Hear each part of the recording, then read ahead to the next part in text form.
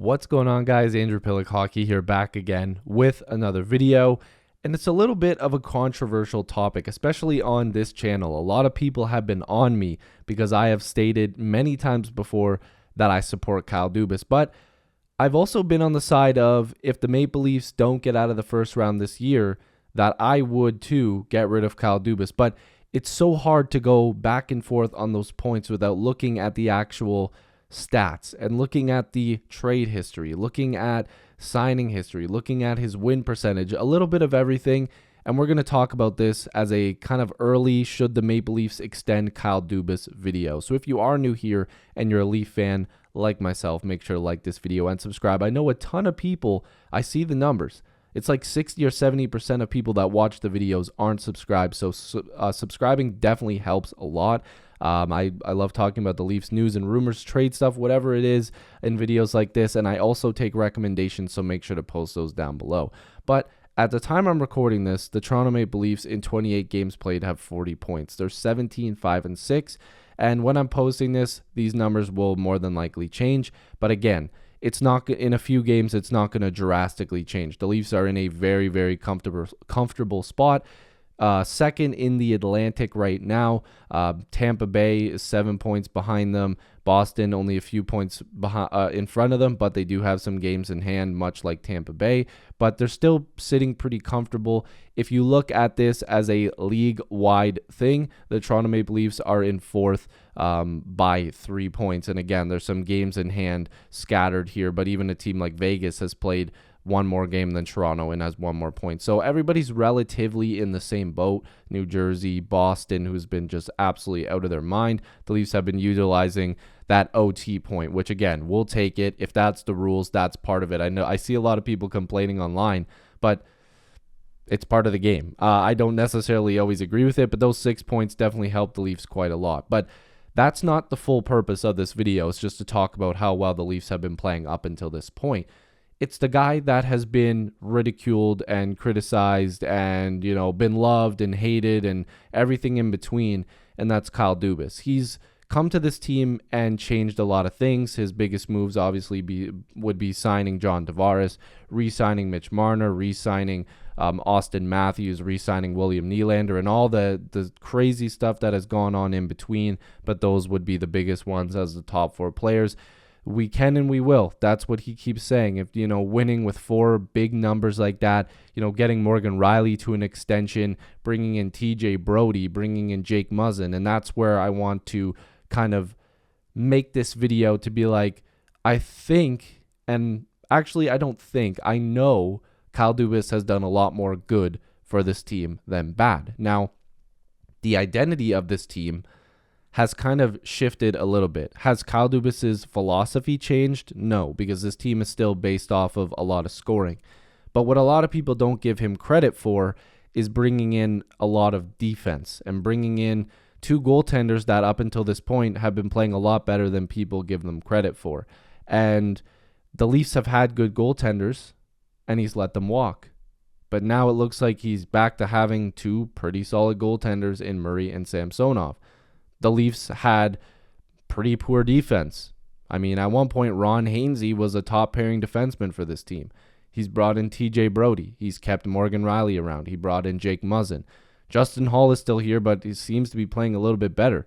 They have Sandin and Liljegren back there. They brought in depth guys like Hollowell and whatever. Like, they just have guys in their minor league system. Krall, Ben, Mete, whatever. Like, we have a lot of depth that have come in and actually done a decent job.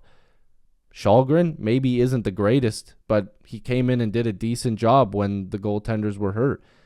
And in previous years, the Leafs haven't always had all of that. But now it seems like he's pushing a lot more eggs into the basket here and saying, okay, this is how I want the team built. This is my philosophy mixed in with some of our struggles before. And the team has been playing really well.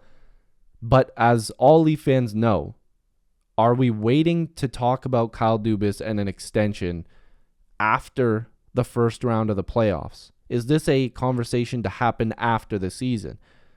That's probably not a good idea because there are a lot of teams that would sign him, and we have proof of that because I believe it was Chris Johnston, it might have been Elliot Freeman, that have said that they've been given word that there's a lot of teams around the league that have said if Kyle Dubas was a free agent, that he would get signed right away by their team. He would be a part of their franchise. Now, I want to look at another number here that I didn't even know existed, this website here. Maybe I can just bring this up just a little bit here. Let's go a little bit more. So retroseasons.com. Now, this looks at wins and losses, and this is general managers for the Toronto Maple Leafs since 1904, 108 seasons. You can see if we go by wins, Kyle Dubas already has 117. So he's 117 and 67 as a GM. That puts him around Lou Lamoriello, Ken Dryden. But the best way to look at this is win percentage, right? And that puts Kyle Dubas at the very top in terms of win percentage. That's substantially over 500, right? He's at .636. He's gone to the playoffs 3 times in 3 years, right? So if you look at a lot of these holes here where it says champs, you're going to notice that obviously the Leafs haven't won a lot since the GMs of 67. So we know it's been a long time. There hasn't been a GM that has come in here and done much of anything since the Toronto Maple, or since, 67, right? There's been a lot of playoff appearances. There's been teams that have gone further than the first round. But Kyle Dubas has built a winning team with the Toronto Maple Leafs and has a pretty nice record to go along with it. So there's that. But that stat to me doesn't just go, oh yeah, fine, Kyle Dubas is amazing, give him whatever he wants. But the thing is they're going to the playoffs and they're winning a lot more than they're losing, which is what you want to do.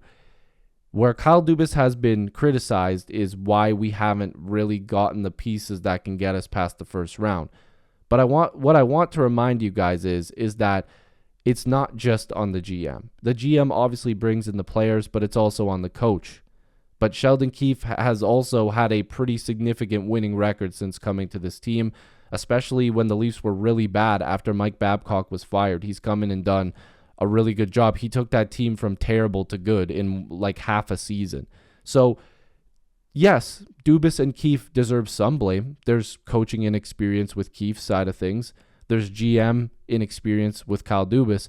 But now with Dubas having a few years under his belt and having Sheldon Keefe with a little bit more experience, you can't use that as a full excuse yet. You can't use that as an excuse why they're not winning. They've gone deep in other leagues, like the AHL when they won.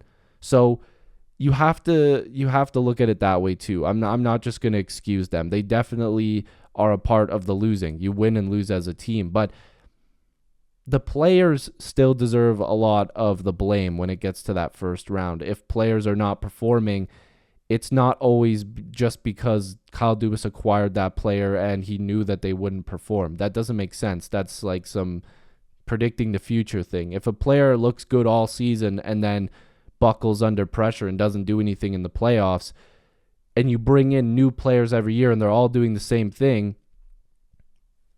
when is it on the top guys to get something done? When is it on the depth guys, the guys that you bring in that have playoff experience, that they're not stepping up?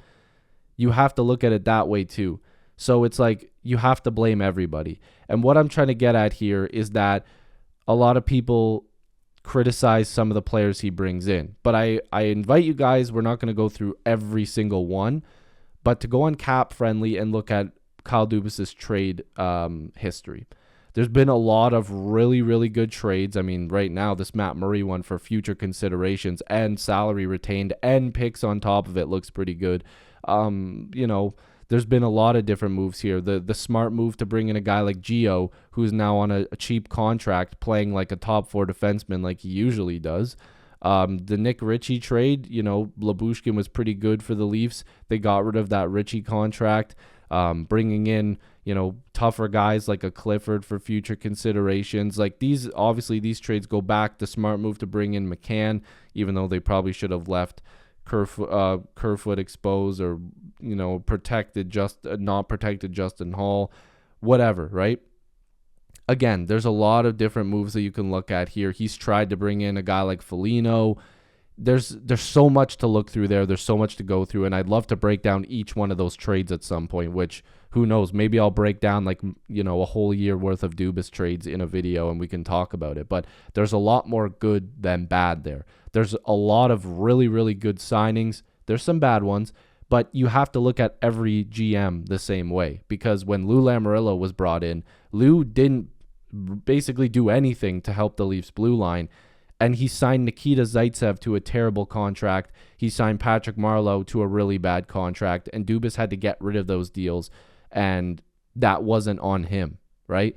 Mrazek, that was a bad signing by Kyle Dubas. He had to get rid of it. He made a mistake. He had to attach something to it. Nick Ritchie, same thing.